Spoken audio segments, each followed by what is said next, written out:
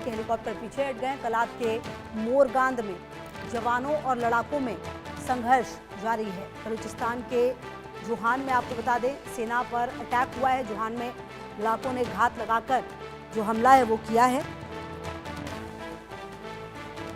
और बलूचिस्तान के कलात में पाक सेना पर हमला हुआ है। तो बलूचिस्तान और बलूच आर्मी लगातार पाकिस्तानी सेना को खत्म करने की कोशिश और कवायद में, और कलात के मोरगांद में यहाँ पर आपको बता दें कि हमला हुआ है पाक सेना पर, और कुछ वीडियोस और तस्वीरें भी दी गई हैं। पाकिस्तानी सेना और लड़ाकों के बीच में गोलीबारी हुई है। हमले के बाद पाक सेना के हेलीकॉप्टर पीछे हटे हैं।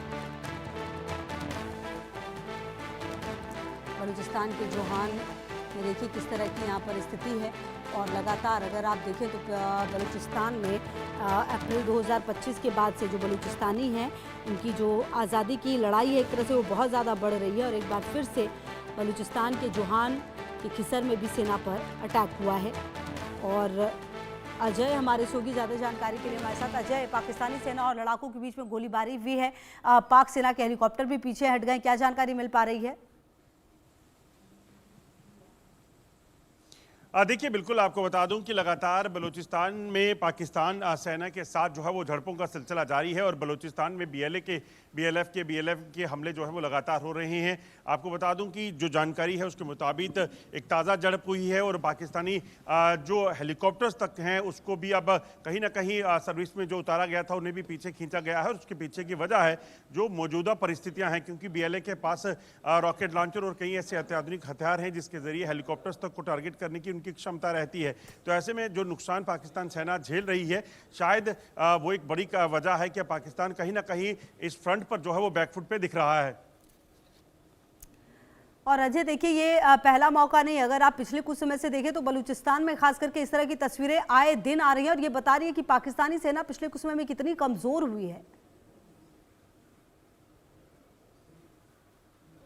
देखिए, बिल्कुल अगर आप देखें तो बलूचिस्तान में एक लंबे समय तक जो है वो वहाँ के लोगों ने जद्दोजहद की। वो जद्दोजहद इस चीज़ को लेकर थी कि वो चाहते थे कि उनको जो जब पाकिस्तान ने उस इलाके पे कब्जा किया तो उनको जो बेसिक एमिनिटीज़ है, बेसिक फैसिलिटीज़ हैं वो मिले, मगर वो जब नहीं मिली उसके बाद बीएलए का वहाँ पर जो है गठन हुआ, और बीएलए बलूचिस्तान लिबरेशन आर्मी, उसके बाद बलूचिस्तान लिबरेशन फ्रंट जो है, इस तरह के संगठन सामने आए जिन्होंने हथियार उठाए, और हथियार उठाकर सीधे तौर पर सरकार के खिलाफ जो है वो हमला बोला, और सरकार को साफ कर दिया कि अब उस इलाके में वो अपने लोगों की देखरेख खुद करेंगे, उनको यहाँ पर एंट्री नहीं मिलेगी। और यही वजह है जब भी वहाँ पर आप देखें पाकिस्तानी सेना की मूवमेंट होती है तो बलूचिस्तान में कितना खतरनाक इलाका पाकिस्तानी सेना के लिए बन गया है कि वहाँ पर ट्रेन को जो है वो टारगेट किया जाता है, पूरी ट्रेन हाईजैक हो जाती है।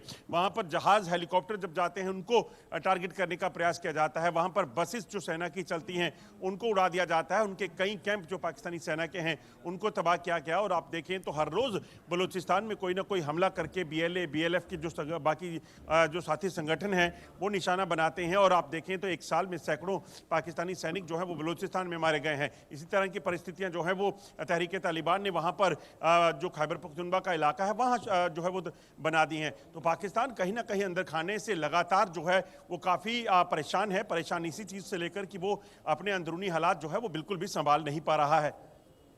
बिल्कुल, और कहीं ना कहीं यही वजह है अजय की इस तरह की तस्वीरें लगातार सामने आ रही है। कुल मिलाकर ये माना जाए अजय कि ये जो बलूचिस्तान है वो अब रुकने वाला नहीं है। शायद बलूचिस्तान को ऐसा लगता है कि अब बहुत कम समय बचा है और शायद वो आज़ादी ले लेंगे पाकिस्तान से। कुछ ऐसी भी मंशा बलूचिस्तान के खास करके बलूच लिबरेशन आर्मी की नजर आती है क्या?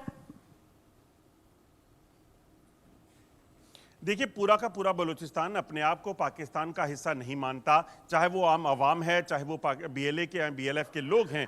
उनकी जो जंग है वो इसी चीज़ को लेकर है कि वो पाकिस्तान से आज़ादी चाहते हैं, खुद मुख्तियार होना चाहते हैं। उन्होंने इसी चीज़ को लेकर यूएन में भी एक चिट्ठी लिखी और कहा था कि उन्हें एक अलग देश जो है वो घोषित कर दिया जाए, क्योंकि वो अपनी सरकार खुद चलाएंगे, अपने इलाके पे खुद काम करेंगे। आप देखिए, पाकिस्तान की दरअसल मंशा जो थी, जो पीओके में उसने किया, जो बलूचिस्तान में किया, जो गिलगित में किया, वो सिर्फ और सिर्फ वहाँ के जो रिसोर्सेज हैं उसका इस्तेमाल करके लाहौर इस्लामाबाद को चमकाना चाहता था।